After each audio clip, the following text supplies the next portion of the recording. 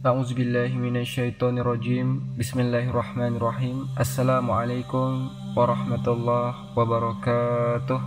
Alhamdulillahi wahda, wassalatu wassalamu ala rasulillah. Sahabat Ferry Channel, rahimakumullah. Pada hari ini kita akan mengkisahkan sedikit tentang Musa bin Nusair, sang penakluk Andalusia. Musa bin Nusair lahir pada tahun 19 Hijriah, seorang panglima besar yang disegani. Beliau juga ahli siasat perang dan lelaki yang bertekad bulat. Beliaulah yang memimpin armada laut kaum muslimin di zaman Muawiyah pada tahun 27 Hijriah untuk menaklukkan Cyprus. Dan setelah berhasil menguasai Cyprus, Musa bin Nusair membangun berbagai benteng pertahanan di dalamnya. Al-Baghawi menceritakan bahwasanya Musa bin Nusair menjabat sebagai gubernur wilayah Afrika pada tahun 79 Hijriah. Dan beliau berhasil menaklukkan kota-kota daerah yang sangat banyak di sana. Beliau juga yang berhasil menaklukkan negeri Andalusia, sebuah negeri di wilayah Spanyol yang memiliki banyak kota, desa, dan perkebunan. Seiring dengan masuknya Andalusia ke pangkuan negeri Islam, beliau menawan sejumlah besar musuh dan mendapatkan ghanimah yang tak terhitung banyaknya dari emas dan permata yang tak ternilai. Adapun alat-alat perkakas dan hewan ternak sungguh di luar logika.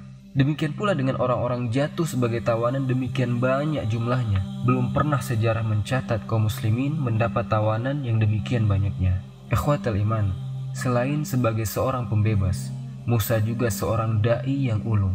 Berkat jasanya, penduduk Maghrib yaitu Afrika Utara masuk Islam. Beliau, Musa bin Nusair, juga mengajari mereka tentang Al-Quran. Konon, setiap kali pasukannya bergerak, mereka membawa ghanimah di atas punggung sapi. Saking banyaknya dan tidak mampu lagi diangkat oleh kendaraan. Selama periode pembebasan yang dilakukan oleh Musa, beliau tergolong panglima yang bernasib baik. Konon dikisahkan bahwasanya tatkala membebaskan Andalusia, ada seseorang yang berkata kepadanya, "Utuslah sejumlah pasukan bersamaku, niscaya akan kutunjukkan kepadamu harta karun yang sangat besar." Maka Musa mengutus sejumlah pasukan bersama orang tersebut ke suatu tempat. Maka sesampainya di sana, orang itu memerintahkan pasukan agar menggali.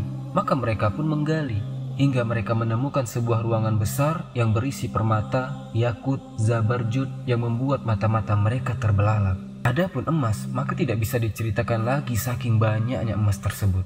Ibnu As-Sakir meriwayatkan bahwa ketika Musa berkunjung ke Damaskus, Umar bin Abdul Aziz rahimahullahu ta'ala bertanya kepada Musa bin Nusair, "Wahai Musa, kejadian paling ajaib apa yang pernah Anda alami selama berperang di lautan?" Maka Musa pun mengkisahkan sebagai berikut. Kata Musa, "Suatu ketika kami sampai di sebuah pulau. Di sana kami mendapati ada 16 buah kendi yang disegel dan dicap oleh Sulaiman bin Daud alaihi salam. Maka aku pun memerintahkan untuk mengambil 4 buah kendi darinya dan melubangi salah satunya. Maka setelah dilubangi, tiba-tiba muncullah sosok syaitan yang menepuk-nepuk kepalanya seraya syaitan itu berkata, 'Demi zat yang memutusmu dengan kebenaran, aku takkan berbuat kerusakan lagi di muka bumi.' Kemudian syaitan tadi melihat-lihat di sekelilingnya dan berkata, 'Mengapa aku tidak mendapati kemegahan Sulaiman dan kerajaannya?' Lalu setelah berkata seperti itu, sesaat kemudian syaitan itu pun menghilang. Maka kata Musa, aku perintahkan agar ketiga sendi sisanya dikembalikan di tempat semula." Ikhwatal iman rahimani wa rahimakumullah. Musa bin Nusair selain juga panglima hebat, Musa bin Nusair juga seseorang yang soleh dan penuh tawakal kepada Allah tabaraka wa ta'ala. Ketika suatu hari Afrika mengalami paceklik, beliau memerintahkan kaum muslimin untuk melakukan sholat istisqa, yaitu pada tahun 93 Hijriah. Usai sholat, beliau keluar menemui orang-orang dan memisahkan antara yang muslim dan yang kafir dhimmi. Demikian pula dipisahkan antara induk binatang dan anaknya. Kemudian memerintahkan agar orang-orang meratap dan menangis keras sambil terus berdoa kepada Allah tabaraka wa ta'ala hingga menjelang siang hari. Baru kemudian Musa bin Nusair beliau turun dari mimbarnya. Maka seseorang berkata dari mereka, "Tidakkah engkau berdoa untuk Amirul Mukminin?" Maka Musa menjawab, "Di tempat seperti ini, yang layak disebut hanyalah Allah Azza wa Jal." Maka setelah Musa bin Nusair mengucapkan itu, Allah pun menurunkan hujan, subhanallah. Kemudian juga di akhir pemerintahan Al-Walid bin Abdul Malik, Musa berkunjung ke Damaskus, ibu kota daulah Bani Umayyah. Ia masuk ke sana pada hari Jumat. Tatkala Walid sedang berkhutbah di atas mimbar, Saat itu, Musa mengenakan pakaian yang indah dan tampil dengan sosok yang indah pula. Tatkala ia masuk masjid, masuk pula bersamanya 30 anak putra para raja yang berhasil ditawannya beserta sejumlah orang Spanyol. Musa memakaikan mahkota di atas kepala mereka yang diiringi dengan sejumlah khadam dan persiapan yang megah. Ketika Walid menyaksikan hal tersebut di tengah-tengah khutbahnya, Walid pun ia terdiam dan tercengang, yaitu saat melihat pakaian sutra dan perhiasan permata yang dikenakan para putra raja tersebut. Lalu kemudian datanglah Musa bin Nusair seraya mengucapkan salam kepada Walid, sedang ia tetap berada di atas mimbarnya. Lalu Musa memerintahkan mereka agar berdiri di kanan dan kiri mimbar. Maka Walid pun menghaturkan puji syukur kepada Allah Tabaraka wa Ta'ala atas karunia dan pertolongannya hingga memberinya kekuasaan yang demikian luas. Ia berdoa dengan panjang yang diselingi puji syukur hingga waktu Jumat pun berlalu.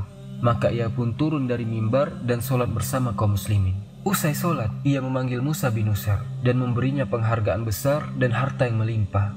Demikian pula Musa, ia datang dengan membawa harta yang melimpah pula, yang diantaranya ada meja makan Nabiullah Sulaiman alaihissalam bin Daud alaihissalam.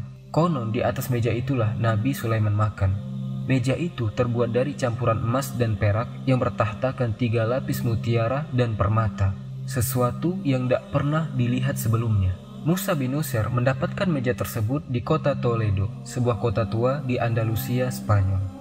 Konon dikisahkan bahwa Musa pernah mengutus anaknya yang bernama Marwan dengan sejumlah pasukan hingga mereka berhasil menawan 100.000 orang. Lalu juga mengutus keponakannya dengan sejumlah pasukan lain dan berhasil menawan 100.000 orang lagi dari suku Barbar. Maka ketika ia menulis surat laporannya kepada Khalifah Walid dan menyebutkan di sana bahwa 1/5 dari ghanimahnya adalah 40.000 orang tawanan, orang-orang berkomentar, bodoh sekali dia, bagaimana mungkin 1/5-nya adalah 40.000 orang. Lalu omongan itu pun sampai kepada telinganya Musa. Maka Musa pun mengirimkan 40.000 orang tawanan yang merupakan 1/5 dari seluruh tawanannya. Maka orang-orang pun kaget. Sungguh belum pernah terdengar dalam sejarah Islam jumlah tawanan sebesar yang didapatkan oleh Musa bin Nusair. Ikhwatal iman, selama pembebasan Andalusia, Musa banyak menyaksikan keajaiban. Musa bin Nusair pernah mengatakan, andai saja orang-orang menurut kepadaku, niscaya akan kupimpin mereka untuk menaklukkan kota Rumia, yaitu kota terbesar di Eropa, hingga Allah Tabaraka wa Ta'ala membebaskannya lewat tanganku insya Allah. Dalam kunjungannya kepada Khalifah Walid, Musa membawa bersamanya 30.000 orang tawanan selain yang kita sebutkan di atas, dan itu adalah ghanimah dari peperangan terakhirnya di wilayah Maghrib.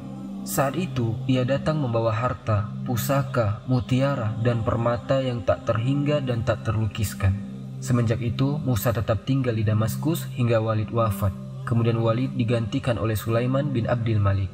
Akan tetapi justru Sulaiman bin Abdul Malik mengkritik Musa dan memenjarakannya di istana, sembari ia menuntut sejumlah besar harta darinya. Musa tetap berada dalam tahanan Sulaiman hingga Sulaiman berangkat haji pada tahun 98 Hijriah dan membawa Musa bersamanya. Maka Musa akhirnya wafat di Madinah atau di Wadil Qura dalam usia mendekati 80 tahun. Ada pula yang mengatakan bahwa Musa bin Nusair wafat pada tahun berikutnya. Wallahu alam, semoga Allah Subhanahu wa Ta'ala merahmati dan memaafkannya dengan kasih sayangnya. Amin. Demikianlah ikhwatal iman sekelumit tentang biografi Musa bin Nusair, sang pembebas besar, sang penakluk Andalusia. Semoga Allah Subhanahu wa Ta'ala memunculkan kembali orang-orang hebat sepertinya dari generasi kita dan mengembalikan kejayaan kaum muslimin melalui tangan mereka. Allahumma amin. Subhanakallahumma bihamdika asyhadu an la ilaha illa anta astaghfiruka wa atubu ilaik. Assalamualaikum warahmatullahi wabarakatuh.